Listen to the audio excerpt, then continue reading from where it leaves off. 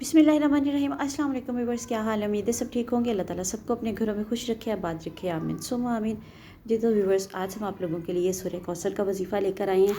वजीफ़ा बराए कसरत रिज़्क़ व रहमत, कसरत खैरात व बरक़ात, हर किस्म की खैर व बरकत, रिज़्क़ और रहमत की कसरत और इनामात इलाहिया के लिए ये वजीफ़ा नहायत मुफीद है। अगर आप लोगों को वीडियो अच्छी लगे तो इसे लाइक एंड शेयर ज़रूर कीजिएगा। चैनल पर नए हैं तो चैनल को सब्सक्राइब करके जाइएगा और साथ में बेल आइकन को ज़रूर प्रेस कीजिएगा ताकि आने वाली वीडियोस का नोटिफिकेशन आप लोगों तक आसानी से पहुंच सके। सूरह कौसर कुरान पाक के 30वें पारे की छोटी सी सूरत है, तो ये आप लोगों को स्क्रीन पर भी दिखा दी गई है। इसे आपने पढ़ना है। पढ़ने का तरीका क्या है वो भी जान लेते हैं।